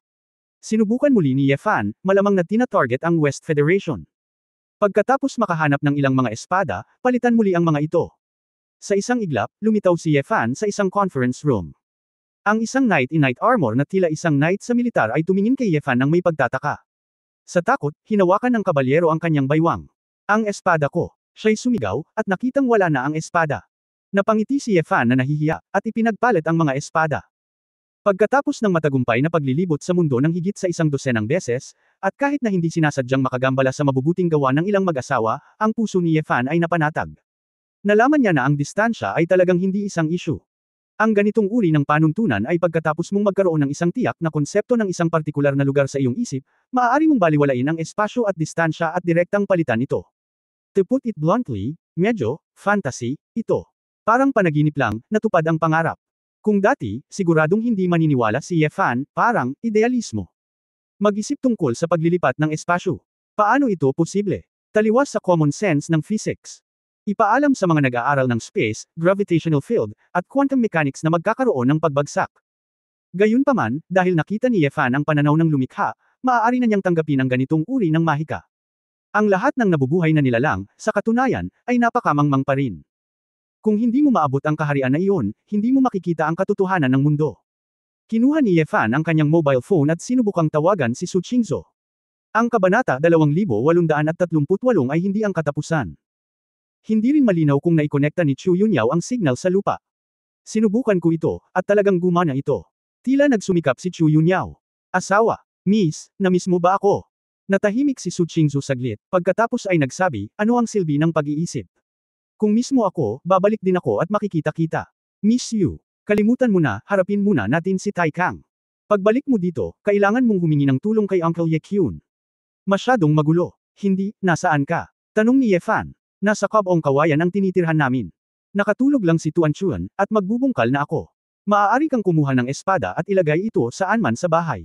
Sword. Asawa, anong ginagawa mo? Sa oras na ito, hindi mo ako tuturuan kung paano gumamit ng espada, hindi ba? Tulad ng sinabi ko, mahal. God nagging, don't play pranks, o mag-ingat sa akin. Maglinis ka. Bamulong si Su Qingzhou habang inilabas niya ang isang hindi nagamit na lumilipad na espada at inilagay ito sa mesa. Okay, ako. Palakpak. Nahulog ang telepono. Bago pa matapos magsalita si Su Qingzhou, agad siyang natigilan. Asawa. Bulalas ni Su Qingzhou nang makita niya ang lalaking may hawak na mobile phone at ngiting-ngiti sa kanya. Napagtanto na masyadong malakas ang tunog, nagmamadaling tinakto ni Su Qingzhou ang kanyang bibig. Nang lumingon siya, nakita niyang mahimbing na natutulog si Tuan Chuan, kinakamot ang tiyan, ngunit hindi nagising, at nakahinga siya ng maluwag. Humakbang si Yefan at niyakap ang kanyang asawa. Asawa, ikaw, kamusta ka? Siya, huwag kang magsalita, hayaan mo akong hawakan ka sandali. Saglit na natigilan si Su Qingzhou, pagkatapos ay ngumiti ng maganda, at inakbayan ang baywang ng lalaki. Pagkatapos ng tahimik at mainit na oras sa silid, binitawan ni Yefan ang babae. Naglalakad papunta sa gilid ng kama, hinalikan ni Yefan ang matambok na mukha ng kanyang anak. Kumusta ang kalusugan ni Tuan Chuan kamakailan? Si Yefan ay patuloy na nag-iisip tungkol dito, ngunit walang silbi ang pagkabalisa. Nagsagawa ako ng gene therapy minsan at humingi ng lunas sa Diyos ng digmaan. Bagamat hindi gaanong nagsasalita ang bata, naramdaman kong mas nabawasan ang sakit niya. Mayroon bang anumang paraan upang gamutin ang matandang pagkain na ito? Malamang hindi. Sa tingin ko hindi niya gagamitin ang bata bilang bargaining chip kahit na may plano siya para sa iyo, sabi ni Su Qingzhou na nakakunot ang noo. Tumango si Yefan, tumayo at sinabing, wala roon ang matandang foodie. Well, ilang araw na akong wala, at hindi ko alam kung bakit. Hey! Baka wala na yung adopted son niya. Ngumisi si Yefan, talagang hindi interesadong malaman kung ano ang pinagkukulitan ni Yewuya sa kanyang likuran. Maliban sa eksperimento ni Chu Yunyao sa ring, ang ibang mga babae at kahit ilang divine beast ay nagsasanay sa labas. Nakipag-ugnayan si Su Qingzhou at nagtipon ang mga babae. Nagulat ang lahat sa biglang pagbabalik ni Yefan. Sinabi rin ni Yefan sa mga babae ang tungkol sa mga kasanayan sa batas ng eroplano na bagong natutunan niya. Nang marinig ito ni Xiao Ziner, siya. Puno ng selos ang mukha, ano ba, Emperor level mood din yan, plug in ka lang sa laro. Paano ka makakapaglaro ng ganito? Inis na inis si Xiao Ziner nang ma-promote siya sa pinakamataas na antas. Ate, bakit mo nasabi yan? Buti na lang at madalas tayong makabalik ni Brother Yefan. Tuwang-tuwa si Du Yuner. Ngumiti si Yefan at sinabi, Ziner, sa palagay ko ay nakagawa ka ng malaking pagunlad. Mukhang sa lugar na ito, ang iyong paglilinang ay mabilis na umuunlad. Mabilis ang pag-unlad ng lahat. Ang bangkay ng Titan na ito ay maraming materyales at kayamanan na angkop para sa pagtatanim. Siyempre, si Miss Ben ang gumawa ng pinakamaraming pag-unlad. Ipinagmamalaki ni Xiao Ziner ang kanyang buhok. Asawa, hanggang kailan ka babalik sa pagkakataong ito? Nag-aalalang tanong ni Nayen Rujiao. Nahihiyang sinabi ni Ye Fan, aalis na ako. Pagkatapos ng lahat, kailangan kong magmadali at bisitahin ang Shenlang Palace. Oh, nagpakita si Nayen Rujiao ng bahagyang pagkabigo. Kung ang Divine Dragon Palace ay mabuti para sa pagpapabuti ng dugo, gusto ko rin itong makita, sabi ni Feng Qinglan. Huwag kang mag-alala, titingnan ko muna kung anong klaseng lugar ang tinutuluyan ng Clan Alliance. Kung ligtas doon at walang problema, doon na lang kita dadalhin. Nag-isip si Ye Fan, sa totoo lang, bilang karagdagan sa palasyo ng Shenlang, sinasabing mayroong Kafengwo, ng Phoenix Clan, Xuanmengtan, ng Xuanming Clan, at maging ang Qingqiu Clan, at iba pa. Ang mga banal na lugar ng iba't ibang malalaking angkan. Marahil, ang dugo ng clan, kung may pagkakataon ka, ay maaaring ma-promote sa mga lugar na iyon. Narinig ko na sinabi ni Uncle Ye Qiu na ang alyansa ng clan ay iba sa ating prehistoric, at hindi ito nahahati sa mga clan, Julie, at monsters. Ay pa rin ang pinaka-primitive na estado, kaya lahat ng mga pangunahing clan ay magkikita-kita doon. Kung may pagkakataon, gusto ko ring makita ito, sabi ni Wu Yesho na may pananabik. Posible ba? May mga alipin at alipin. Nagliwanag ang mga mata ng kandila. Siguro meron. Narinig ko na isa sa tatlong dapat ay ang Chaos na pamilya. Ang kaguluhan ay palaging mas mababa kaysa zulong, sabi ni Xiao Waiso. Gusto ko ring pumunta, kahit na hindi ako mula sa isang angkan, ngunit ang Arcane Realm ay mukhang angkop para sa aking paglilinang. Nagpout si Ayer, Ye Fan, bakit hindi mo ako dalhin doon, butil ako, at dapat walang problema ang pagprotekta sa sarili. Hindi, kung hindi ka umabot sa plane level, kahit gaano pa kalakas ang talent mo, hindi mo ito magagamit kung may makilala kang plane level guy. Hanggat ang sinuman sa inyo ay umabot sa antas ng eroplano, ako ay magiging komportable. Pagkatapos ng lahat, maaari na akong lumipat sa iyo. Sa tabi ko. Ngunit hindi sa antas, kahit na maaari akong sumugod, may mga panganib, sabi ni Ye Fan. Alam din ng mga babae na ginagawa ito ni Ye Fan para sa kanilang ikabubuti, kaya kailangan muna nilang sumuko. Halatang pagod na ang lahat sa pananatili sa lugar na ito, at gusto nilang pumunta sa alyansa ng angkan upang makita. Nangako si Ye Fan na kung makumpirma na walang problema, darating siya para kunin sila ng maaga. Asawa, may gusto akong sabihin sa iyo, sabi ni Su Qingzhou. Anong problema? Sol M na. Tumawa si Ye Fan. Alam ko ang sitwasyon ng ikapitong kaharian. Bagamat wala akong silbi noong nakaraan, gusto kong makipag-ugnayan ng pribado kay Sally Ye. I think she is quite lonely now, mag-isa doon. Ako ay higit pa o mas kaunti. Maaari kang magbigay ng ilang payo at makipag-chat sa kanya. Asawa, gusto mo bang makialam sa digmaan ng Diablo? Naningkit ang mga mata ni Ye Fan. Hindi ito binibilang-bilang intervention, mayroon lang akong kaunting karanasan, baka makatulong ako ng kaunti, sabi ni Su Qingzhou. Nagtataka si Ye Fan, talagang gumanap si Su Qingzhou bilang isang commander at isang logistical brain sa Earth at sa Hongwang. Siguro kailangan talaga ni Sally Ye ng ganoong military advisor. Hindi man pinagtibay ang mungkahi, mainam na makausap si Sally. Siyempre walang problema. Anyway, si Yunyao ay maaaring direktang makipag-ugnayan kay Sally Ye. Hindi mo na kailangang tanungin ako tungkol sa walang kwentang bagay na ito, sabi ni Ye Fan.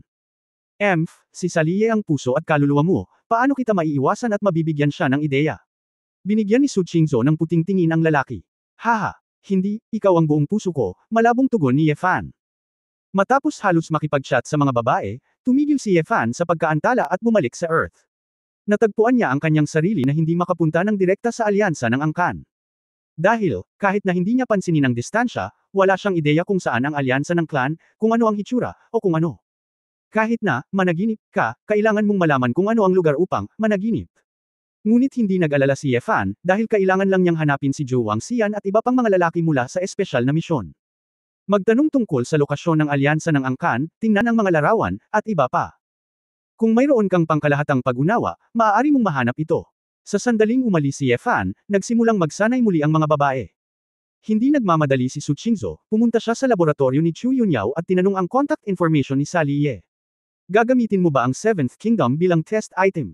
Biglang tanong ni Chu Yunyao, na nakaupo sa harap ng computer at umiinom ng kape. Lumingon si Su Qingzhou at ngumiti, Yunyao, ano ang sinasabi mo? Sa harap ko, stop acting, wala kang pakialam kung mag-isa si Sally Ye. Wala kang pakialam. Ang buhay at kamatayan ng ikapitong kaharian. Ngini siya ni Chu Yunyao. Kung gayon ano ang ginagawa ko? Lumingon si Su Qingzhou at humalukip-kap sa kanyang harapan. Tapos, noong una akong pumasok sa Taishi Plain, hindi ko alam kung ano ang tinatawag na advanced races dito. Gamitin ang pagkakataong ito upang makita kung anong uri ng mga lalaki ang nasa eroplano ng Taishi. Upang sabihin mo ng tahasan, kunin ang ikapitong kaharian bilang isang piraso ng chess, practice your hands, masayang sabi ni Chu Yunyao. Natahimik si Su Qingzhou saglit bago bumantong hininga. Mukhang walang mate at tago sa iyo. Tama, sino ang nagsabi sa amin na ang padre de pamilya ay nag-iisip lamang tungkol sa pagsasanay sa espada, at hindi gustong mag-alala tungkol sa mga ganitong bagay. Ang bawat tao'y may kanya-kanyang hangarin, at mayroon siyang ganitong ugali. Pero hindi niya pinilit, pero hindi ako pumayag. Mapaglarong tanong ni Su Qingzhou, paano, interesado ka bang maglaro ng chess ng magkasama? Kinaweya ni Chu Yunyao ang kanyang kamay, wala akong ganoong bakanteng oras, ang mga bagay na kailangang harapin ang lahat ng uri ng mga tanga ay hindi angkop para sa akin. Gusto ko lang ipaalala, huwag masyadong maglaro, magiging maayos ang ikapitong kaharian. Pero Sally, walang problema. Sa tingin mo ba na sa puso ng asawa ko, Sally, ay talagang mas mahalaga kaysa sa akin? Malamig na tanong ni Su Qingzhou. Sinulyapan siya ni Chu Yunyao, ano sa tingin mo? Palagay ko hindi. Tsaka, hindi ko hahayaang may mangyari kay Sally. Dahil, walang kaharian, walang kapangyarihan ang maihahambing sa isang matandang mangkukulam sa kailaliman. Masasabi mo lang ito sa harap ko, ngumiti si Chu Yunyao. Ano ba ako? Tao, ang aking asawa ay napakalinaw. Ang maliwanag na mga mata ni Su Qingzhou ay nagpakita ng isang dampi ng lamig at determinasyon. Ang lalaking ito sa aming pamilya ay halatang hindi isang ordinaryong tao, ngunit palagi niyang binibitawan ang ilang mga bagay na madaling nasa kamay niya.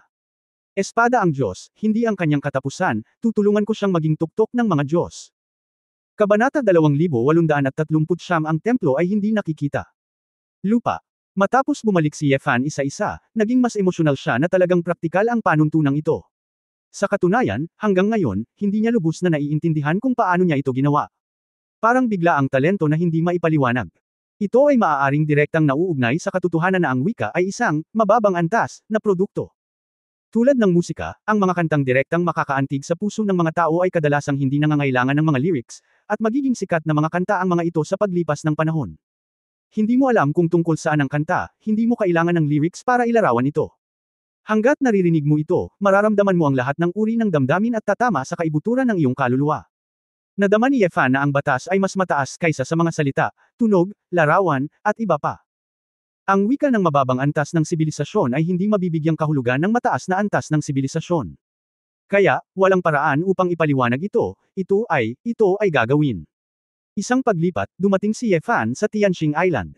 Ayaw niyang malaman ni Zhu Wangxian na natutunan niya ang ganitong uri ng batas.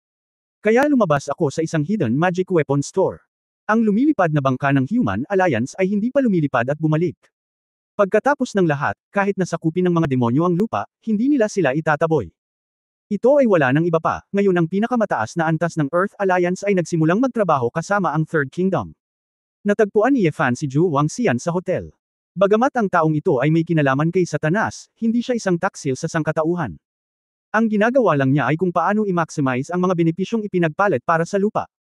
Malamang na mayroong ilang kasunduan kay Satanas, at hindi ito maaaring siya lamang. Sa alyansa ng tao, dapat may mga gang.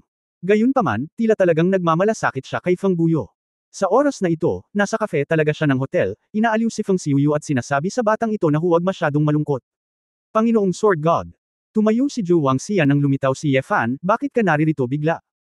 Nang makita si Yefan, tumayo din si Feng Buyo, tinitingnan ng mga mata ni Yefan na may bahagyang pagiging komplikado, medyo mas mababa sa orihinal na pagkamangha.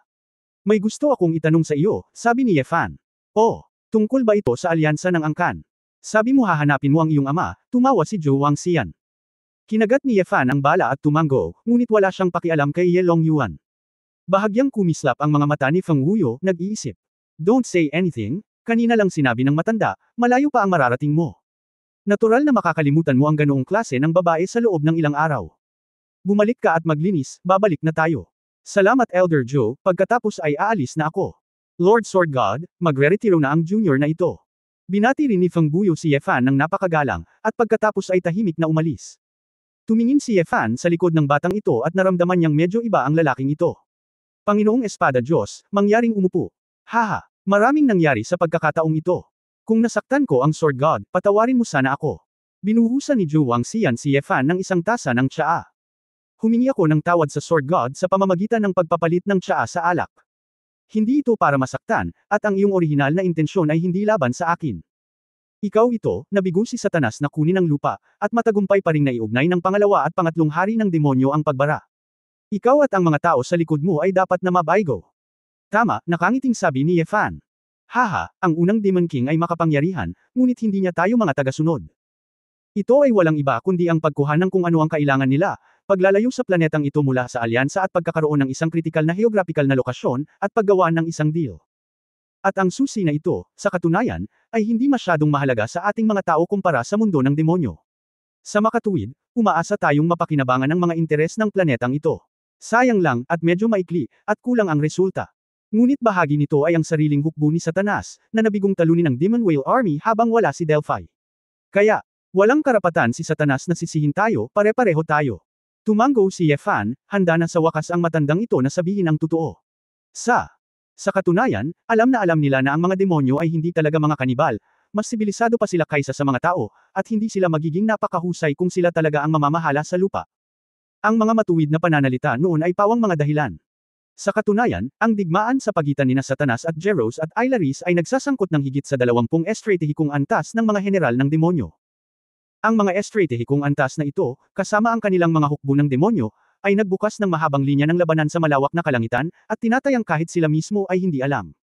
Bawat sandali, hindi ko alam kung ilang mundo ng demonyo, ang mga digmaan ay sumiklab. Panalo at pagkatalo sa magkabilang panig ay nangyayari sa lahat ng oras. Ang larong ito ng daigdig ay may malaking kahalagahan, ngunit isa rin itong paligsahan sa labanan ng libo-libo. Itong mga demonyong hari, huwag mo silang masyadong seryosohin. Humigop ng tsaa si Zhu Wangxian at nakangiting sinabi. Tapos na ang lahat, sabihin mo sa akin, nasaan ang alyansa ng clan? Kung mayroong isang pagpapakilala, mga larawan, at iba pa. Iyon ay magiging mahusay. Sabi ni Ye Fan. Sandali lang. Kinuha ni Zhu Wangxian ang isang jade slip at sinabing, ito ang Natural History of Kyushu. Originally, noong nasa bahay ako, tinuruan ko ang aking mga apo na gumamit ng Enlightenment Rhythms. Sa pagkakataong ito, direktang ibibigay ko ito kay Lord Sword God. Ang mundo kung saan matatagpuan ang alyansa ng angkan ay binubuo ng 9 na estado, malaki at maliit. Sa Jade Sleep na ito, ang isang malaking bilang ng mga kaugalian at kaugalian ng Kyushu ay naitala, pati na rin ang mga detalyadong pagpapakilala ng iba't ibang mga lugar. Ang lupaing ninuno ng Shenlong clan ay matatagpuan sa Kangzhou, sa Silangan. Bago ako dumating, nasa Kangzhou nga si Ling Zun, ngunit hindi siya sigurado kung naroon pa siya. Siya nga pala, mukhang may impormasyon si Ilya sa Arcana God Domain. Kung gusto ito ng Sword God Sama, maaari kong hilingin sa kanya na ipadala din ito. Tuwang-tuwa si Ye Fan, may iligtas nito ang gulo. Sige, titingnan ko. Nadama ni Ye Fan na ito ay magandang gamitin. Para kay Ayer sa hinaharap. Lord Sword God, sandali lang, agad na nagsimulang makipag-ugnayan si Zhu Wangxian. Habang naghihintay, direktang inudyukan ni Ye Fan ang Jade Sleep, sinusubukang alamin kung ano ang nangyayari sa Divine Dragon Palace, na pinakagusto niyang malaman. Nabuksan ang Jade Sleep, at lumitaw ang isang sinaunang aklat ng liwanag at anino, na mababasa sa pamamagitan ng pag-iisip. Ang mga larawan at teksto ay matengkad at parang buhay. Ye Fan sa pagtingin sa katalogo, nakita ko na ang mga tala ay talagang napakadetalye. Gayunpaman, naghanap ako at naghanap, at walang tiyak na lokasyon ng Shenlong Temple. Ang binanggit sa itaas tungkol sa Shenlong Temple ay ilang mga stroke lamang, ang sinasabi lamang na, ang banal na lupain ng Shenlong, ang dugo ng Qinglong ay pinahintulutang makapasok, na marahil ay nangangahulugan na. Old Joe, Shenlong Temple, bakit hindi ito nakasulat, nasaan ito? Tanong ni Ye Fan. Si Zhu Wangxian ay natigilan saglit, at biglang nagmukhang. Lord Sword God, mukhang wala ka talagang alam sa Clan Alliance at sa sitwasyon ng pamilya Shenlong. Paano mo nasabi? Dragon Hall, walang fixed location, nakangiting sabi ni Zhu Wangxian. Anong ibig mong sabihin? Hindi kaya lumipad ang Dragon Palace? Kakaiba ang sabi ni Ye Fan. Lord Sword God, bakit mo nasabi na kailangan ng Dragon Palace si Qinglong para makapasok? Nagbenta si Zhu Wangxian. Dahil may restriction. Hindi. Umiling si Zhu Wangxian at misteryosong ngumiti, dahil, ang Azure Dragon Realm lang ang makakakita sa Divine Dragon Temple. Kabanata 2840 tawagan mo ako. Ako talaga. Kinagat ni Ye Fan ang kanyang mga ngipin, pakiramdam na siya ay binubugbog. Gusto kong magmura ng mga tao, pero hindi ko alam kung sino ang papagalitan. Bakit walang nagsabi sa kanya tungkol dito dati? Siyempre, hindi naman siya masyadong nagtanong. Dapat malaman ni na Ye Wuya at Ye Kyun ang tungkol dito, ngunit hiniling lamang nila sa kanya na subukan ito, at hindi nila sinabi na maaari silang pumasok ng direkta. Medyo naaalala ko pa, sabi ni Ye Wuya. Lahat ng Qinglong ang makapasok. Depende sa kakayahan mo kung paano ka makapasok. Hindi katakataka na ito ay napakahusay magsalita. Sa katunayan, hindi ba si Qinglong ang maaaring pumasok? Hindi ito Qinglong, hindi mo ito makikita. At yung tipong Aoboong, tinatayang malabo talaga, kaya nung sinabi niyang pumasok siya sa Shenlang Temple, nagulat na lang siya. Kung tutuusin, huminahon ka at pag-isipan mong mabuti, hindi naman talaga mahirap intindihin. Ang Shenlang Palace ay dapat na makapasok sa Qinglong Realm. Ang Qinglong, sa kabilang banda, ay isang absolute plane level realm. Nangangahulugan ito na ang Qinglong bloodline mismo ay kumakatawan sa isang batas ng eroplano. Kaya, Divine Dragon Palace, direktang maiuugnay ba ito sa mga batas ng mga eroplano? Kung iyon ang kaso, makatuwiran na hindi mo makikita ng hindi nauunawaan ang ilang mga batas. Parang sa 3-dimensional space, hindi mo makikita ang mga bagay sa 4-dimensional space. Ang Qinglong bloodline ay katumbas ng susi para mabuksan ang pintong iyon. Dahil, bukod sa mga nasa Azure Dragon Realm, walang nakakaalam kung nasaan ang Shenlang Temple. Ang may akda ng Kyushu Natural History na ito, si Shu Shake, ay isang manlalakbay lamang mula sa isang angkan.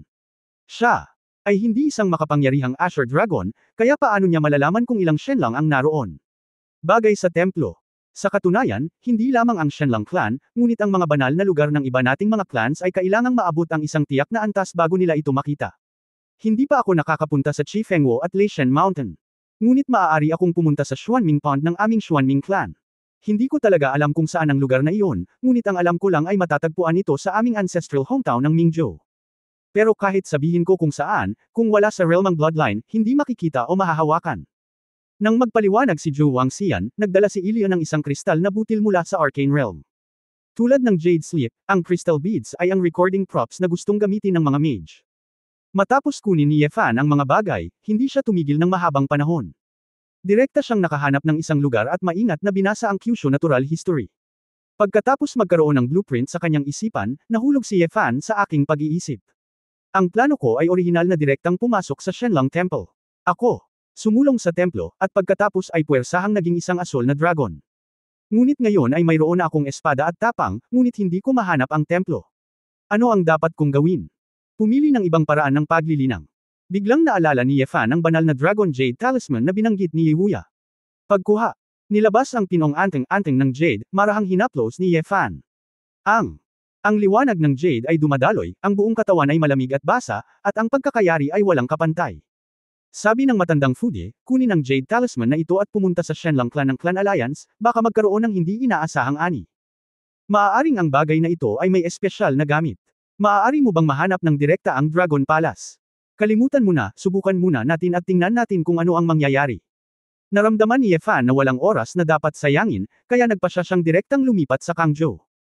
Alam sa pamamagitan ng Kyushu Chronicle, ang Kyushu kung saan matatagpuan ang alyansang ito ng angkan ay hindi katulad ng maalamat na Kyushu na itinatag ni Emperor Yu. Maaaring may ilang impluensya sa isa't isa, ngunit ang mundo ng Kyushu ng alyansa ng angkan ay malinaw na mas malawak at walang hangganan. Ang siyam na kontinente na nasuspine sa malawak na kalawakan, dahil sa impluensya ng iba't ibang salik tulad ng gravity, ay nagbanggaan at naghiwalay. Habang nagbabago ang panahon, ang distansya sa pagitan nila ay patuloy na nagbabago. Sa paghusga sa larawan, magkatulad ang alyansa ng angkan at ang sinaunang sibilisasyon. Ang arkitektura, teknolohiya, edukasyon, pananamit, at iba pa ay higit pa sa mas binuo. Siyempre, mayroon ding ilang mga bagay na nagpapanatili ng kakaibang pamana. Ang mga kulturang ito, sa katunayan, ay makikita mula sa mga tao sa espesyal na misyon, at hindi na kailangang espesyal na umangkop sa sibilisasyon doon. Ang Kangzhou, kung saan matatagpuan ang pamilyang Shenlang, ay pinangungunahan ng mga bundok at burol, at ang klima ay parang tagsibol sa buong taon. Sa mga tuntunin ng mga kondisyon ng pamumuhay, kabilang ito sa nangungunang tatlong magagandang lokasyon sa Kyushu. Ang kalawakan nito ay maihahambing sa kabuuan ng lahat ng mundo ng Tart Arrows. Sa Kangzhou, ang Shenlang clan ay umabot ng higit sa 50% ng populasyon, at karamihan sa iba pang clan ay may kaugnayan din sa Shenlang clan. Ang target na pinili ni Ye Fan ay matatagpuan sa core ng Kangzhou, ang power center ng Shenlang clan, Shenlang City. Bagamat maraming lungsod ng Shenlang, ito lamang ang matatawag na lungsod ng Shenlang. Ang dahilan ay mayroong isang sinaunang altar ng pamilya Shenlang dito. Maraming kaugalian ang katulad ng sa Xuanyuan City sa kagubatan. Sa sandaling dumating ang araw upang sambahin ang dragon, ang buong alyansa ng angkan, pati na rin ang mga mundo ng tao na nasasakupan nito. Ang mga inapo ng angkan ay babalik sa altar ng dragon, na siya rin ang pinakaabalang araw. Siyempre, ang bilang ng mga inapo ng alyansa ng angkan ay hindi maihahambing sa isang maliit na sinaunang panahon. Mayroong 10 bilyong tao mula sa angkan ng Shenlang na nanirahan lamang sa Kangzhou. Hindi maisip na ang napakalaking base ay ipinanganak pa rin sa eroplano ng Taishi. Ito, mahirap para sa grupong ito ng mga tao na lumampas sa 5 Azure Dragons. May isip ang kahalagahan ng Qinglong. Tara at tingnan muna natin. Inalis ni Yefan ang lahat, at pagkatapos ay gumamit ng sword intent transfer. Hindi pinapansin ang malawak na kalangitan, sa isang pag-iisip, ang mga tao ay dumaan sa hindi mabilang na mga kalawakan. Ang paglipat sa isang mahabang distansya ay nagparamdam kay Yefan na ang kanyang mental power ay naubos ng husto.